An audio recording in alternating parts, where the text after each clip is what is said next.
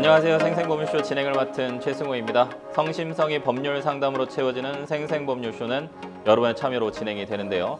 법률과 관련해 궁금한 내용이 있으신 분들은 상담전화 0257-8295번으로 연락 주시거나 법률방송 홈페이지 접속 후 법률상담 게시판에 문의 남겨주십시오.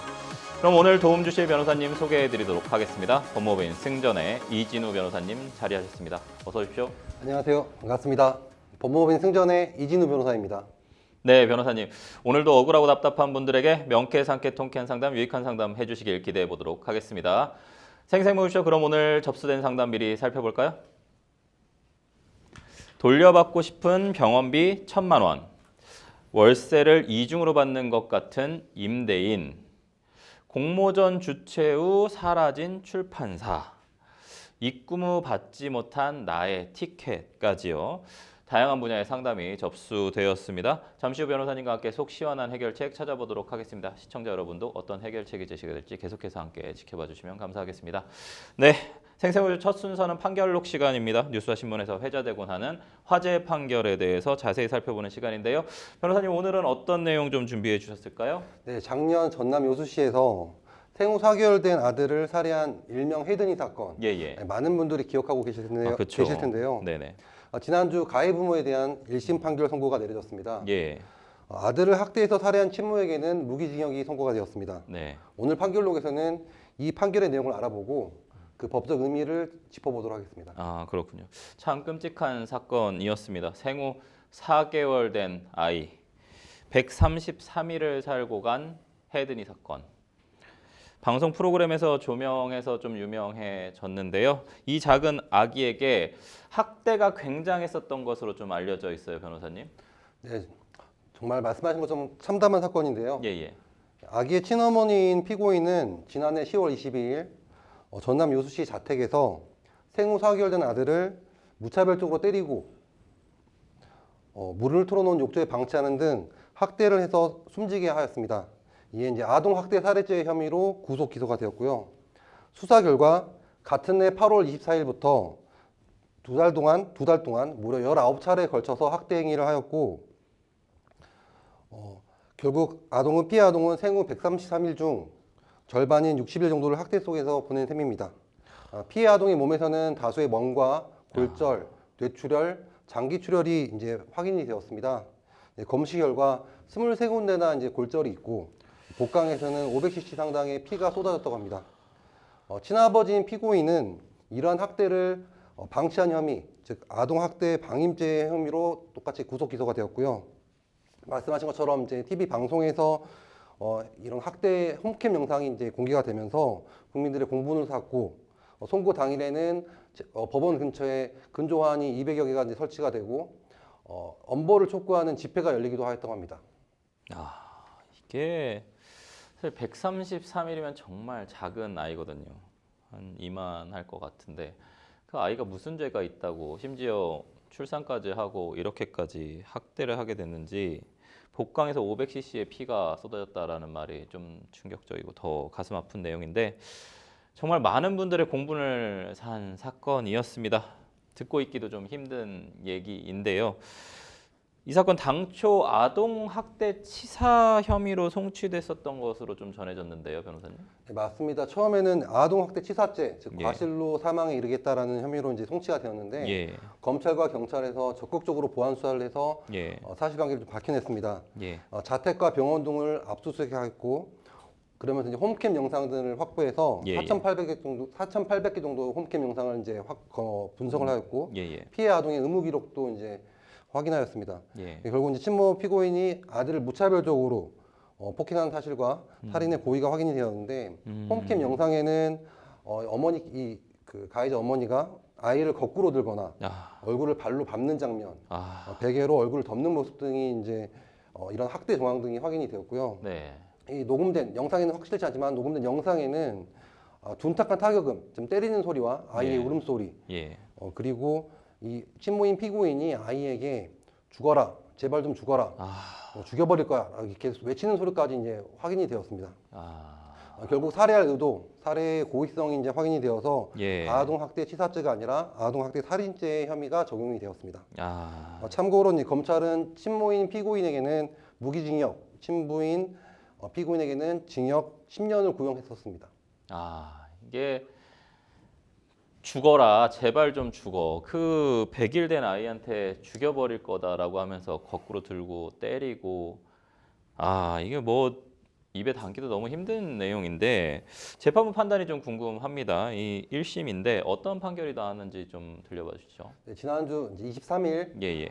담당 재판부였던 광주지방법원 순천지원 예예. 1심 재판부는 예예. 친모인 피고인에게는 무기징역, 친부인 피고인에게는 징역 4년 6개월을 선고하였습니다. 네. 재판부는 아이를 안전하게 양육할 이런 무한한 책임이 있는 이제 부모가 세상의 전부와 같은 아동에게는 부모가 세상의 전부와 같았을 텐데 그렇죠. 부모의 학대로 생후 130살 만에 60일간 이제 학대를 받고 이제 사망했다라고 보아서 이제 안타까움을 표현하고 예예. 스스로 방어할 능력이 없고 부모에게 의존할 수밖에 없는 아이를 독립적인 인격체가 아니라 소유물처럼 대하면서 자신의 어떤 분노 표출의 대상으로 삼고 결국 죽음에 이르게 하기 때문에 굉장히 반사회적이고 반인류적인 중대한 범죄다라고 질타를 하였습니다.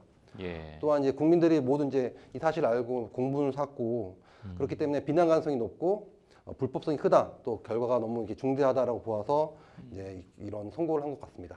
사실 뭐 변호사님 아시겠지만 영아 살해죄는 사실 일반 살해죄보다는 좀 감경을 하는 경향이 있지 않습니까? 원래 이제 법 조문도 좀 그런데 이번 사안은 사실 자신의 아이를 살해를 했는데 감경이 아니고 좀 더 가중된 듯한 느낌도 좀 있는 것 같아요. 영아 살해죄 같은 경우는 이제 아이가 태어났을 때 이제 극도로 불안정한 심리 상태라든지 예, 예. 기타 아이를 양육하기 어려운 사정들을 좀 보아서 좀 감경하는 경향이 있는데 예.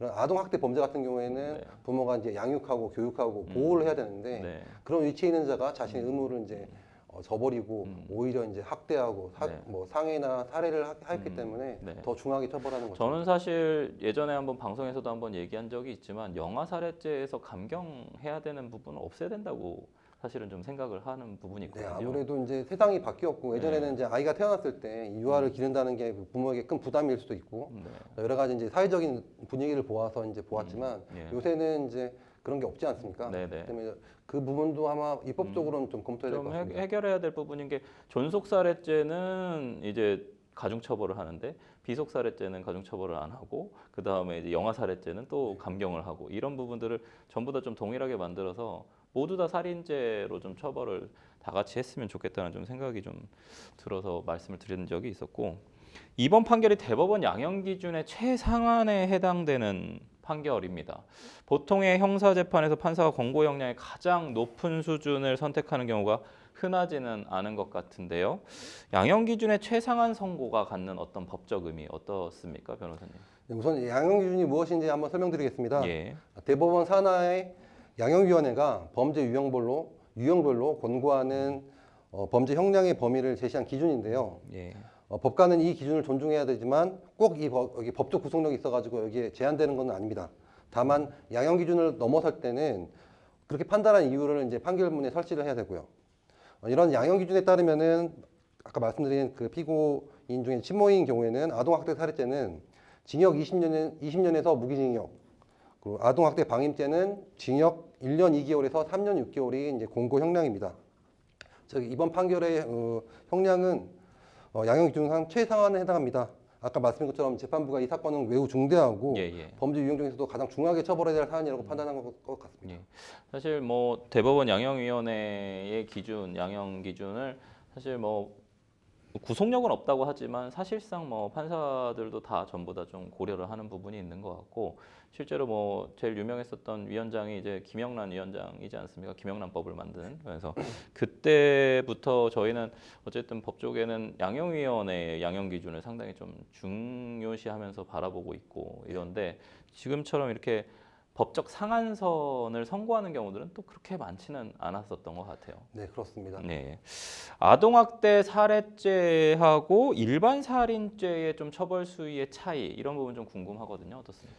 네, 이 두 죄는 법 적용에서 좀 차이가 있습니다. 예, 예. 먼저 일반 살인죄 같은 경우에는 형법 제250조 제1항에 따라 사형, 무기 또는 5년 이상의 징역에 처하고 있습니다. 예, 예. 반면에 아동학대 살해죄 같은 경우에는 아동학대 처벌법에 따라서 사형, 무기 또는 징역 7년 이상에 처하고 있습니다. 예. 법 적용의 하한이 2년이 더 높은 것인데요. 예. 더 중하게 처벌하고 가중 처벌하고 있는 것이죠. 예. 그 이유는 아까 말씀드린 것처럼 단순 살인과 다르게 보호자가 자신이 보호해야 될 아동을 상대로 해서 학대를 하고 살해까지 하였기 때문에 불법성과 비난 가능성이 매우 크다고 보기 때문에 가중 처벌하고 있는 것입니다. 그렇군요.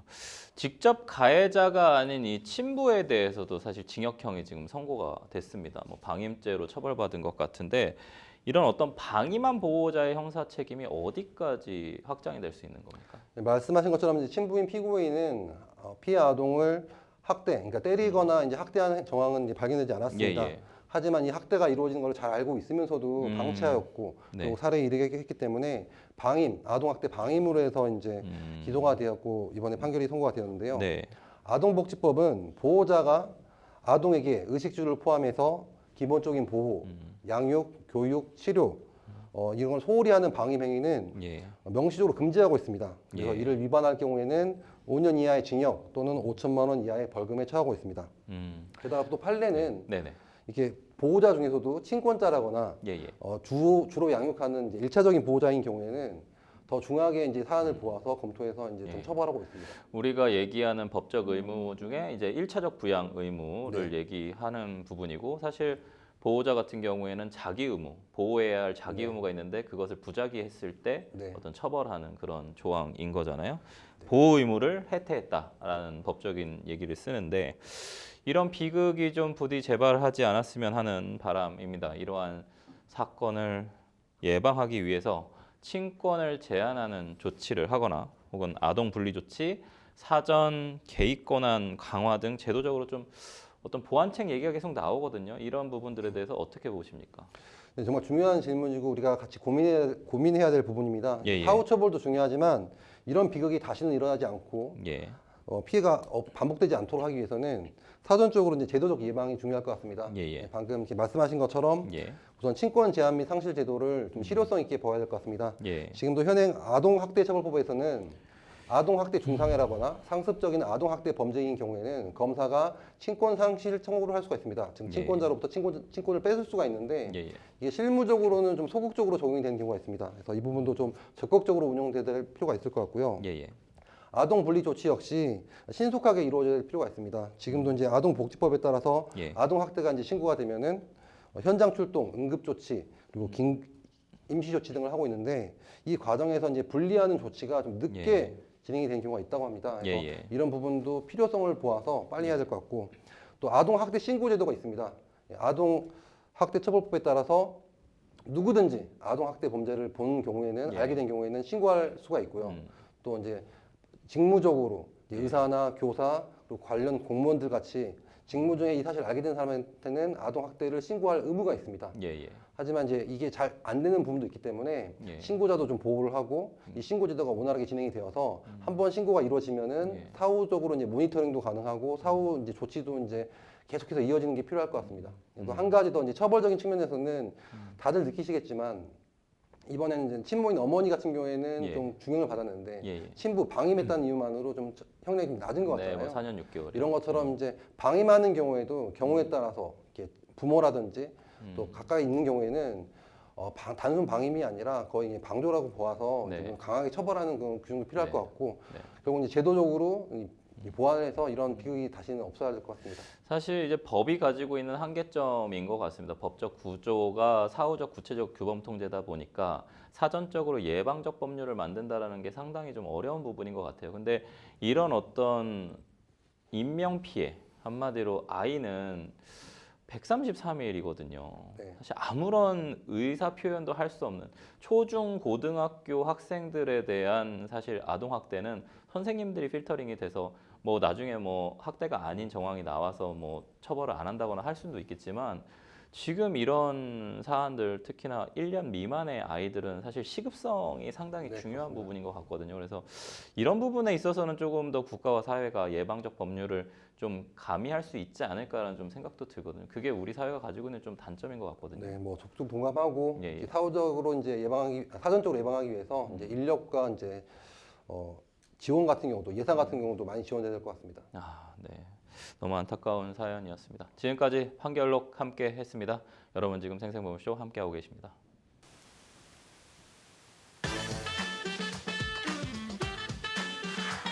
어렵고 복잡한 법률 문제로 고민하고 계신가요? 그렇다면 생생법률쇼가 도와드리겠습니다.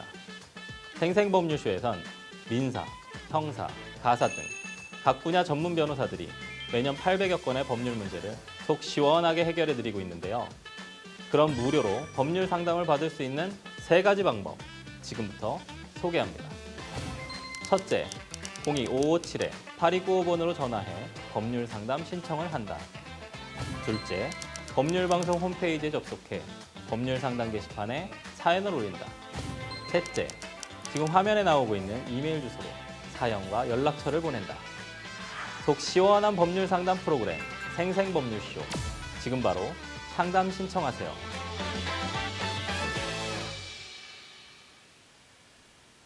네, 지금부터는 생생법률쇼가 자랑하는 성심성의 무료법률 상담 시작해 보도록 하겠습니다.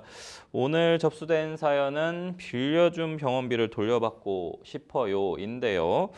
변호사님, 이 돈이 빌려준 돈인지 아니면 도와준 돈인 뭐 증여인지 이런 어떤 법적인 계약 관계에 있어서는 좀 차이가 좀 있지 않습니까? 이게 법원에서는 좀 어떤 기준으로 증여와 대여에 대한 좀 판단을 좀 다르게 하는지가 궁금하거든요. 네, 말씀하신 것처럼 계약 관계에서 주로 돈이 오고 가지 않습니까? 예. 하지만 이제 이런 관련된 처분 문서가 없는 경우가 있기 때문에 법원에서는 반환 약정이 있었느냐, 내가 돈을 받은 돈을 돌려주겠다, 언제까지 어떻게 돌려주겠다 이런 반환 약정이 있었느냐를 중점적으로 보고 판단을 하고 있습니다. 단순히 돈이 갔다는 이유만으로, 큰 돈이 갔다는 이유만으로 그거를 이제 대여금으로 볼 수는 없고요. 여러 가지 이유로 돈을 주고 받기 때문에 반환 약정이 있었느냐, 그리고 그걸 뒷받침하는 증거들, 제일 확실한 차용증이라든지 뭐 주고받은 카톡이라든지 그 메시지라든지 이런 것가 있을 텐데 반환 약정의 유무가 제일 중요한 이제 기준입니다. 그렇겠네요. 증여는 사실 다시 돌려달라는 얘기는 안 할 테니까 그렇죠. 대여는 이제 반환 약정이 있었느냐, 그 다음에 뭐 이자를 지급했느냐 이런 내용도 상당히 중요한 내용이 될 수 있겠네요. 전화 상담 연결되어 있는데 받아보겠습니다. 안녕하세요. 전화 들리시나요? 안녕하세요. 여보세요? 여보세요? 전화가 잘 연결이 안 되나 본데요. 여보세요? 안녕하세요. 안 들리시는 것 같은데 저희 그러면 전화 연결이 지금 안 되고 있는 것 같거든요. 저희 전화 연결이 안 될까요? 안 되면 저희 이메일 상담부터 먼저 좀 하고 다시 와서 전화 상담 해보도록 하겠습니다. 저희 준비된 이메일 상담부터 먼저 한번 해보도록 하겠습니다. 법률방송 이메일을 통해 들어온 여러분의 고민을 좀 해결해 드릴 텐데요. 현재 거주 중인 오피스텔에서 10일에 퇴거하기로 예정되어 있습니다. 그런데 임대인이 청소비 20만 원과 함께 10일까지의 월세를 일할 계산하여 저에게 청구를 했는데요. 저는 10일 오전 10시까지 퇴거하기로 약속을 했고 새로운 세입자는 같은 날 오후에 입주하는 것으로 알고 있습니다. 그렇게 되면 9일까지의 월세를 계산하는 것이 맞지 않냐고 문의를 하였으나 임대인은 새로운 세입자의 입주 여부와는 무관하게 제가 거주한 날짜를 계산하는 것이 맞다고 주장합니다. 그렇게 되면 임대인은 새로운 세입자에게도 10일부터 계산된 월세를 받게 되는 구조가 되는 것 같은데요. 월세를 이중으로 수령하는 것이 아닌가 의문이 듭니다. 이런 청구 방식이 정당한가요? 라고 질문 주셨습니다. 변호사님, 이 계약상 종료일 기준으로 월세를 계산하는 건지 아니면 실제로 거주한 점유 시간을 기준으로 이 계산을 하는 건지 뭐가 정답입니까? 뭐 정답이라고 말씀드리기 어렵겠지만 통상적으로는 이제 저희가 특이하게 있지 않은 이상 점유 시간이 아니라 점유한 기간, 계약상 종료일, 계약 해지일까지 이제 보아서 기간으로 이제 월세를 계산합니다. 실제로 이제 임차 목적물을 점유해서 사용 수익한 기간을 기준으로 해서 이제 차임을 계산하는 것인데요. 결국 기간은 일수, 날짜로 보는 게 맞습니다.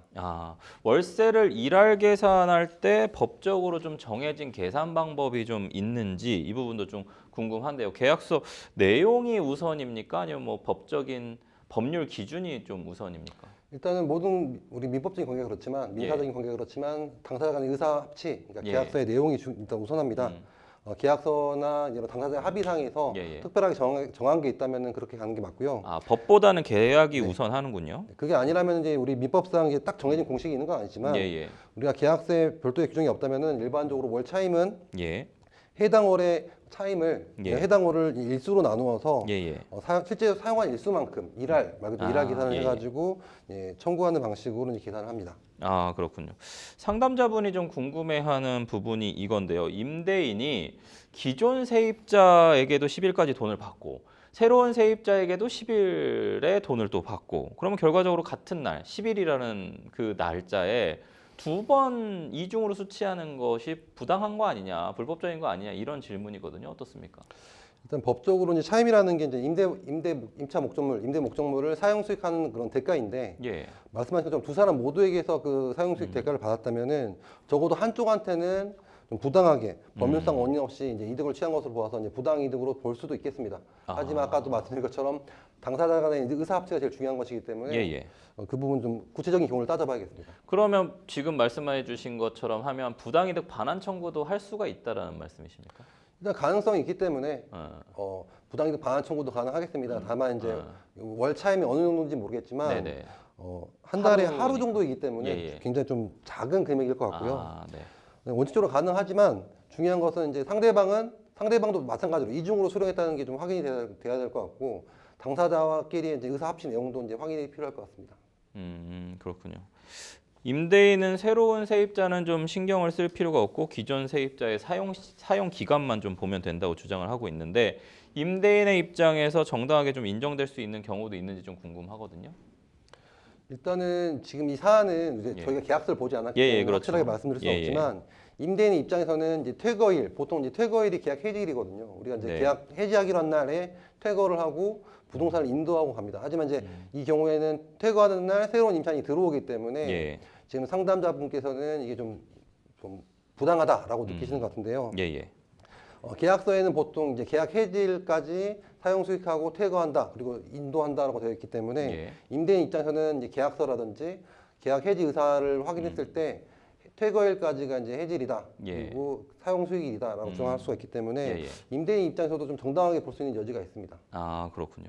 상담자가 추 임대인하고 분쟁이 좀 생기면 어떻게 문의를 해서 뭐 조정을 할 수 있을지 이런 부분 궁금하거든요.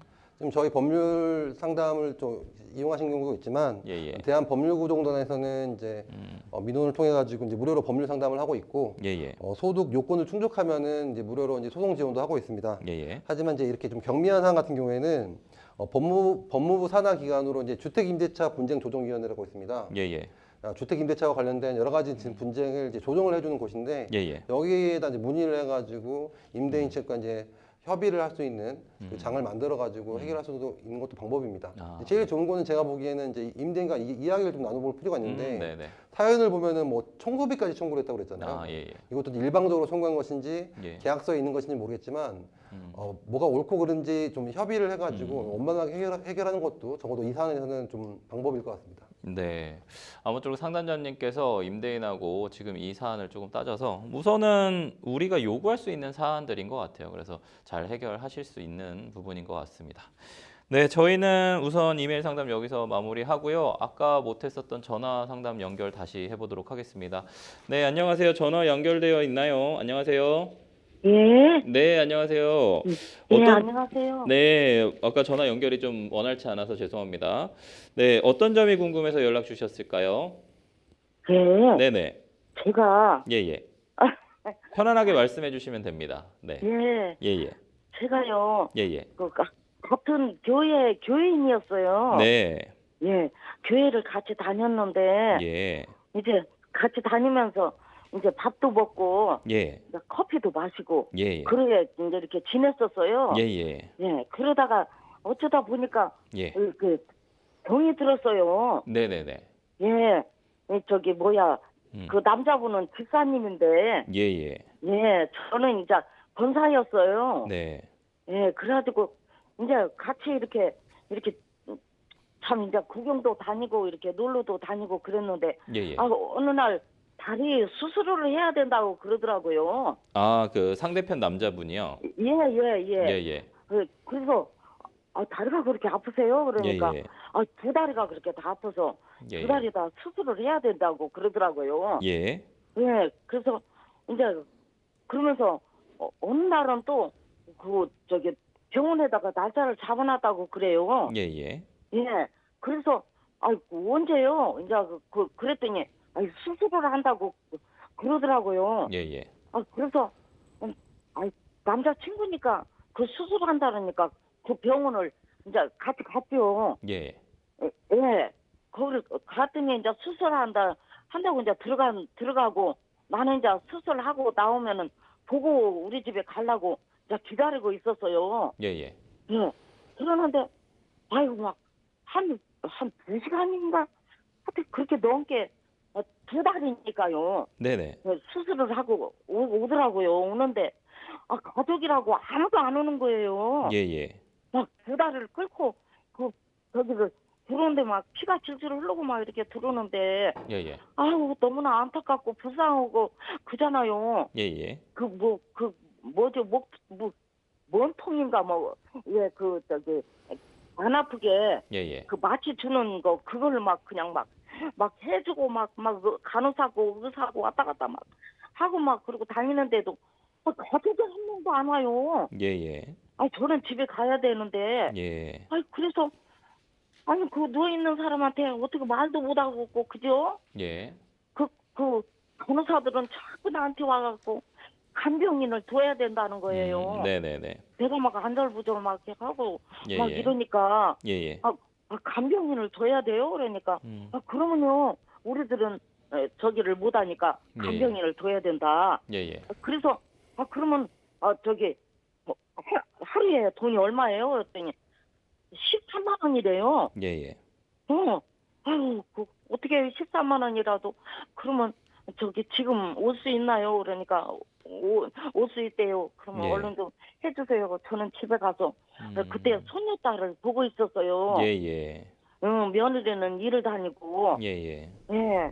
그런 게 가서 걔 밥도 해줘야 되고 예. 며느리 오면은 안 되잖아요. 예. 나이는 먹고 또 그냥 추접하게 그냥 예, 예. 저러고 남자들고 저러고 다닌다고 흉보고 그럴 거 아니에요. 예. 그러니까 그냥 막 종이 쑤시고 난리가 났죠. 예. 그러다가 이제 간병인이 왔어요. 예, 예. 그래서 아유 잘 좀 봐주시라고 이러고 저는 갔지요. 예, 예. 그래갖고 이제 아침에 이제 며느리 일 가고 꼬맹이 학교 가고 이제 그런 년에 제가 반찬 좀 몇 가지 예. 며느리 가고 없을 때 만들어 가지고 예. 간병인도 밥을 먹어야 될 거 아니에요. 예, 예. 예, 거기서 밥은 시켜서 먹지만 공깃밥 시켜서 먹지만 반찬은 네. 안 주잖아요. 네네. 그래서 반찬 그런 거 해가지고 오니까는 그냥 누워 있더라고요. 네네네. 간병인이 깎아주고 이런 거 해주고 이제 그러는데 가족은 아무도 그때도 안 오는 거예요. 네네. 그래서 이제 간병인 없을 때 조용히 그랬죠. 왜 가족이 안 오냐? 예. 딸도 있고 아들도 있다고 그러더니 왜 기별을 안 했냐 그랬더니 기별을 안 했다는 거예요. 예예.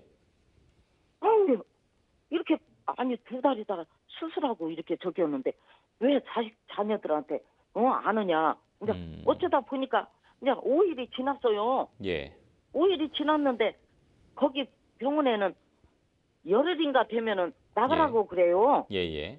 예, 그런데 5일이 됐는데 끓고 이제 5일 되니까 이제 저기 왔다 갔다 이제 하고 그러더라고요. 네. 제가 아침에 오면은 그러더니 전화기 거는데요.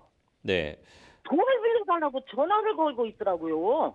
누구한테 돈을 빌려달라고 하던가요? 그래서 누구냐고 그랬더니 사촌간이래요. 네, 사촌이요. 응. 네. 사촌간 동생한테 전화고 남자 목소리가 들려요. 네네. 이제 남자한테 그러니까는 그 남자가 하는 소리가 아니 나는 지금 안 된다고 지금 네. 돈이 없다. 네네네. 마누라한테 허락을 맡아야 된다. 네. 이러고 전화를 걸어요. 예. 같이. 예. 짠하잖아요. 아니 그래서 내가 그랬어요. 이제 전화 끊고 네네네. 저기길래 아니 그 나이 먹도록 혼자 살면서 2달이 수술하면서 돈도 준비도 안 네. 하고 여기 와서 수술을 했냐? 네. 그래놓고 지금 남을 지금 의지하면은 남이 금방 돈을 주는 사람이 어디냐? 네, 상담자님. 내가 이제 이러니까. 네, 상담자님 저희가 시간 관계상 이 얘기를 다 들으면 시간이 너무 흘러서 도움을 좀 못 드릴 것 같아서 제가 내용을 좀 정리를 좀 할게요. 예. 저희한테 미리 연락 주셔가지고 내용 보면 우선은 교회에서 만난 남성분이랑 연인 관계로 좀 발전을 해서 결국에는 이 수술비하고 간병비 해서 130만 원의 간병비와 1,000만 원의 수술비를 빌려 주셨는데, 그렇죠? 예, 생활비도 다 대줬어요. 그러면 총 그분한테 주신 비용이 얼마예요? 그럼 2천만 원 되는데요. 2천만 원 정도 그 그런데- 남성분한테 줬는데 예. 그 돈을 돌려달라고 했더니 그 남성분이 연락도 받지 않고 지금 예, 피하고 끊어버렸어요. 또 끊어버렸어. 다른 여자를 만나고 있다. 이렇게 이렇게 저희한테 그것도. 보내주셨거든요. 그래서 예. 그 내용으로 저희가 좀 이해를 하고 어떤 도움을 받을 수 있는지 도와드리면 될까요? 네네. 옆에서 그런데요, 예. 선생님, 예. 저기 증거가 예. 그런 거 막 주고 한 건 증거는 없어요. 예, 근데 그거는 수술비 한 거 예. 증거는 있어요. 네, 상담자님 그 얘기는 옆에 이진우 변호사님 나와서 잘 듣고 계셨거든요. 그래서 이진우 변호사님하고 상담하는 과정에서 얘기하시면 좋을 것 같아요. 저희한테 시간이 없어가지고요. 상담 받아보도록 하겠습니다. 네, 인사 나누시고 상담하시죠. 선생님 안녕하세요. 제가 말씀 잘 들었고요. 예. 몇 가지 좀 확인 차원에서 여쭤볼게요. 예. 그 상대방 남성분한테 2천만 원 상당의 어떤 금전적인 투여를 하셨다고 하셨는데 1,000만 원은 기록이 있고 나머지 1,000만 원은 기록이 없으시다고요? 그거는 증거가 없어갖고 그건 현금으로 주신 건가요? 그렇게요. 그럼 현금으로 생활비 그런 거, 옷 그런 거 사주고 막 네. 뭐 이런 거 했죠. 그런데 네. 그런데 그 저기 준 거는 이제 저희 딸이 네네. 딸이 그 카드로 보냈어요. 그 사람한테 계좌 이체를 하셨다? 1,000만 원을. 1,000만 원을 계좌 이체를 하신 거죠? 예, 병원비. 그러면 이제 병원비 1,000만 원을 이체한 기록은 있으시고 예. 나머지 이제 그 1,000만 원 같은 나머지는 경우에는 이제 증거가 없어요. 현금이거나 혹은 이제 증거가 없으시고 일단 어머니께서는 2,000만 원을 다 이렇게 돌려받고 싶으신 건가요? 아니면 일단 1,000만 원이라도 돌려받고 싶다? 예. 일단은 상대방한테 돈을 줄 때는 그 상대방 계좌로 보내주셨나요? 아니면 뭐 병원 계좌로 보냈나요? 아니면 아니요, 계좌로. 누구 계좌로? 상대방 남자 계좌로? 예. 우리 딸이. 따님 통해 가지고 예. 네. 빌려줄 그거가 증거는 있어요. 본인이 빌려간다라고 그러니까 상대방이 그렇죠. 빌려달라고 했고 선생님도 예. 빌려주겠다. 아니, 빌려달라 소리는 안 했는데 네. 내가 우선 병원비를 딸한테 보내라고 해가지고 그러면 일단은 상대방이 먼저 말을 안 꺼냈다고 하더라도 선생님께서 돈을 주면서 내가 빌려주는 거다. 나중에 돈을 벌어서 혹은 나중에 돈을 구해서 돌려달라고 말씀하셨죠. 예. 상대방은 거기에 대해서 동의를 했고. 그럼요. 그러면서 네. 어느 날은요. 그 돈 쓰기가 아까우니까. 네네네네. 그럼 어머님 일단은 제가 이렇게 간단히 정리를 하면요. 예. 제가 보기에는 말씀만 듣고서는 이제 제가 판단하기에는 당연히 돌려받을 수 있는 금액입니다. 당연히 이제 상대방이 돈을 빌려갔잖아요. 예. 대여금이기 때문에 상대방이 빌려갔다고 인식을 했고 선생님도 빌려주겠다고 이야기를 했고 그걸 확인한 다음에 받아갔기 때문에 대여금이라서 대여금 반환 청구가 가능하고요. 대여금 입증이 안 된다면은 이제 예비적으로 이제 부수적으로 해가지고 부당이득금 반환이라거나 이제 사무관리에 따른 비용 상환 청구라고 해가지고 여러 가지 이제 법리를 들어가지고 상대방이 이제 부당하게 받아간 돈, 갚지 않는 돈에서 받으실 수가 있어요.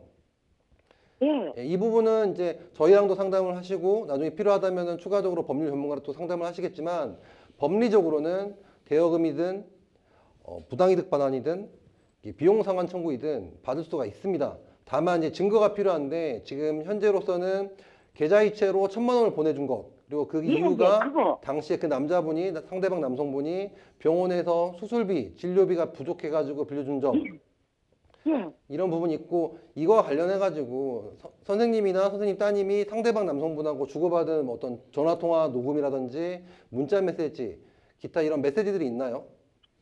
네, 제가 보냈었어요. 그런데 보지도 않아요.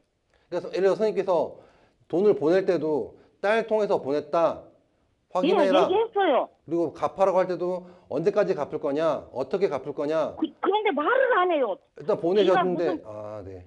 일단 이렇게 집이 있는데 그 집을 팔아서 줄 거라고 그래요. 그 쓰러져가는 제부도에 집 누가 그럼 사지도 않아요. 그럼 그 말은 상대방이 이제 말한 걸 들으신 거예요? 아니면 문자 메시지로 있는 거예요?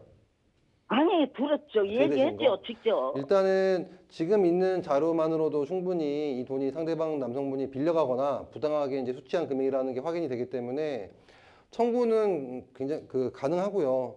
말씀하신 것처럼 이제 계좌이체 내역이랑 상대방한테 보낸 문자, 받은 문자, 그리고 이제 따님의 증언, 또 주변 사람들의 증언 이런 걸 확인하셔가지고 이제 민사소송을 하시거나, 그러니까 지급명령 신청 혹은 소액사건 심판이라고 해가지고 이제 민사소송을 진행하실 수 있고요.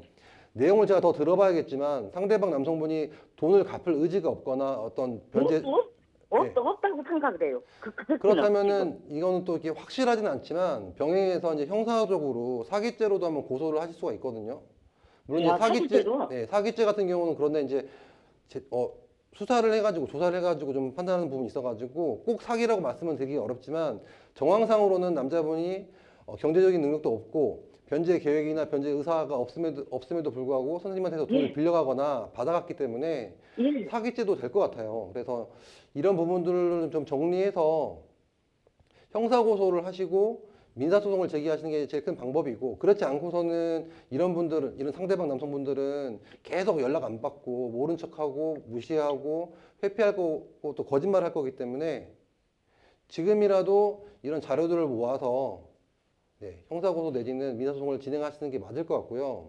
이게 이제 선생님께서 직접 하시기에는 좀 무리가 있으시다면은 저희가 아까 방송에도 말했지만 이제 그 법률구조공단이라거나 혹은 이제 서울지방변호사의 어떤 소송구조 지원팀 이렇게 도와주는 곳들이 있습니다. 한번 상담을 더 추가적으로 받아보셔가지고 법적으로 좀 진행을 하셔야 될 부분이 있어요. 일단은 좋게 말을 해서는 상대방이 이제 말을 듣지 않는 것 같으니까 법적으로 민사소송과 형사고소를 한번 병행하는 거를 한번 고려해 보시는 게 좋을 것 같습니다. 그런데요, 선생님. 네네. 말씀 끝에 제가 네.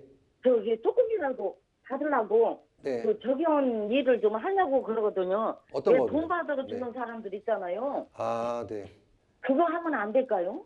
일단 그건 두 가지 차원이 있는데요. 말씀하시는 게 이제 정상적인 채권 추심 업체일 수도 있고 또 이제 불법적인 채권 추심 업체일 수도 있는데, 제가 이 금액으로 봐서는 채권 추심 업체를 이용했을 때 이제 이 금액을 다 돌려받기는 좀 어려우실 것 같고요. 또 그렇다고 해서 이제 불법 채권 추심 업체를 이용할 경우에는 그거 자체가 불법이기 때문에 또 문제가 될 수가 있습니다. 근데 말씀하신 것처럼 채권 추심 업체를 이용한다고 하더라도 일단은 소송이 좀 전제가 돼야 됩니다. 이게 판결문이 있거나 지급명령 결정문이 있어야 되기 때문에 법적으로 일단 절차를 진행하시고 어떤 나한테 돈을 돌려받을 권한이 있다는 걸 이제 법적으로 확인받은 다음에 채권 추심 업체를 이용하셔야지, 이런 집행권원, 판결문이 없는 상태에서 불법적으로 채권을 추심하는 사람들한테 일을 맡겼다가는 일이 좀 어그러질 수 있을 것 같아요. 제가 보기에는. 그 사람도 나한테 고소를 한다. 선생님께서. 제가요? 그러니까 상대방 남자분이 돈을 갚을 것처럼 속여가지고 돈을 받아갔잖아요. 하지만 실질적으로는 재산도 없고 갚을 의지도 없고 계획도 없는 사람이잖아요. 그래서 조금이라도 갚은 게 아니라 하나도 안 갚았다는 거잖아요. 그죠? 하나도 안 줬어요. 그러면은 이런저런 상황을 봤을 때 또 선생님께서도 2천만 원이나 2천만 원이 좀 선생님한테는 좀 큰 돈이실 것 같은데 맞죠? 그러면요. 이 돈을 증여했을 리도 없고 내가 빌려준 것인데, 상대방만 믿고 빌려준 것인데 상대방이 이제 마치 금방 갚을 것처럼 다른 데도 돈 뭉통해서 갚을 것처럼 거짓말을 해서 했다면은 사기죄가 될 수가 있기 때문에 선생님이 상대방을 사기죄로 고소하는 것이고, 상대방을 상대로 해가지고 지급명령 신청 또는 이제 민사소송을 제기해가지고 일단 판결문을 받아서 어떻게든 이렇게 사실 얼마나? 네, 말씀하세요. 길까요? 그러면 네, 많이 길지요. 그러면 비용이요? 시간이요? 비용도 많이 들고. 시간이요? 네. 시간과 비용은 사실 이런 경우에 저희가 이제 안 될 수가 없습니다. 그러니까 비용은 줄일 수 있는 방법이 있고 시간도 역시 줄일 수 있는 방법이 있지만 시간과 비용이 드는 건 어쩔 수가 없고요. 하지만 그렇다고 해서 계속 기다리거나 상대방을 압박해서는 더 진행이 되지 않을 것 같고, 이런 경우를 제가 많이 보기 때문에 지금이라도 늦지 않았으니까 지금부터 준비를 해가지고 상대방한테 법적으로 청구를 하겠다. 적어도 말씀을 하세요. 상대방한테 내가 너한테 소송도 할 것이고 형사고소도 할 거다. 이런 식으로 이제 그 권리 행사를 고지를 했을 때 상대방이 어떻게 나오는지도 보시고, 그래도 묵묵부답이면은 어쩔 수 없이 시간과 비용이 조금 들더라도 이제 절차를 진행하시는 게 좀 옳다고 보입니다.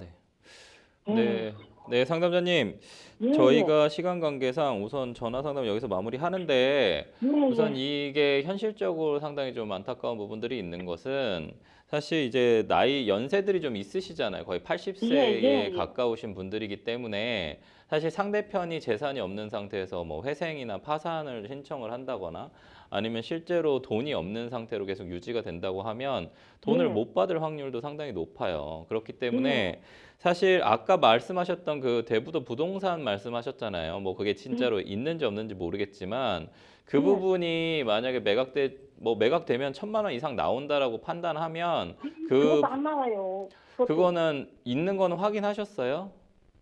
예, 가서 그 집도 가봤어요. 근데 예. 아이고 완전히 쓰러지고 비도 없고 물도 안 나오고 아이고 네, 그렇다 하더라도 어쨌든 그거를 이제 매각을 했을 때 강제 경매했을 때 얼마가 나올지는 또 가봐야 되니까 가압류를 하거나 만약에 이제 지금 상담자님처럼 그 사람한테 받을 거 없다 하시면 그냥 어차피 못 받는 겁니다. 소송 못 하시는 게 맞는 거고요. 안 돼요. 네네.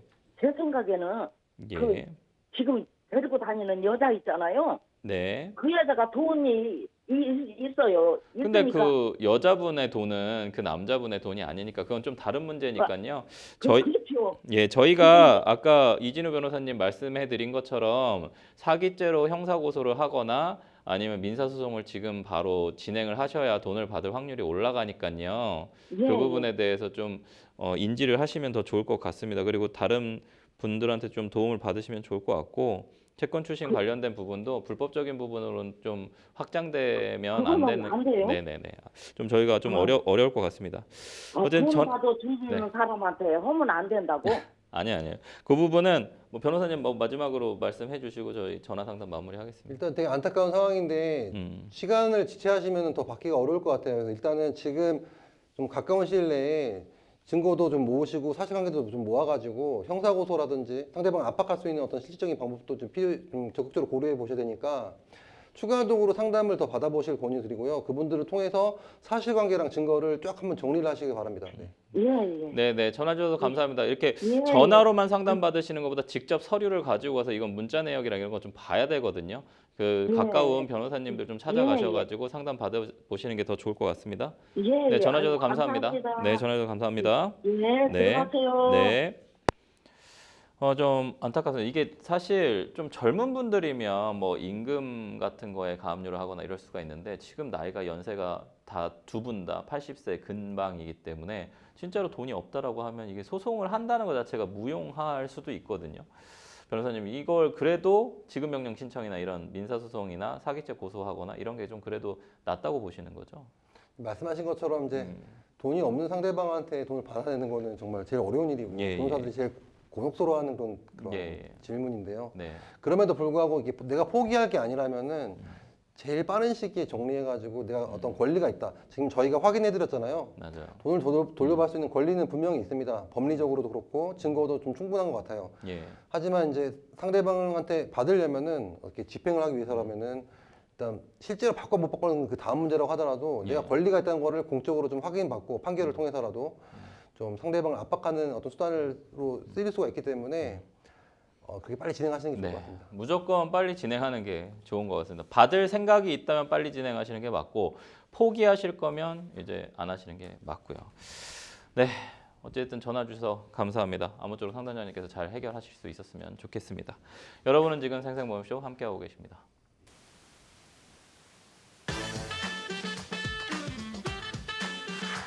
어렵고 복잡한 법률 문제로 고민하고 계신가요? 그렇다면 생생법률쇼가 도와드리겠습니다. 생생법률쇼에선 민사, 형사, 가사 등 각 분야 전문 변호사들이 매년 800여 건의 법률 문제를 속 시원하게 해결해드리고 있는데요. 그럼 무료로 법률 상담을 받을 수 있는 3가지 방법 지금부터 소개합니다.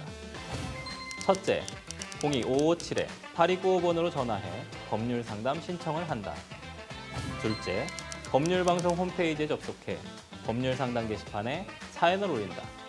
셋째, 지금 화면에 나오고 있는 이메일 주소로 사연과 연락처를 보낸다. 속 시원한 법률 상담 프로그램 생생법률쇼. 지금 바로 상담 신청하세요.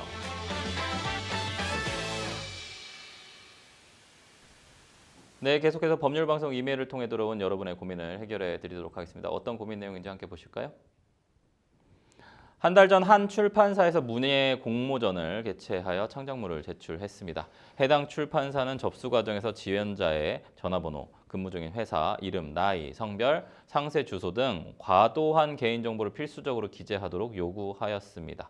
이에 따라 모든 정보를 입력하여 접수를 완료하였습니다. 모집 기간이 종료되자 출판사 측으로부터 연락을 받았습니다.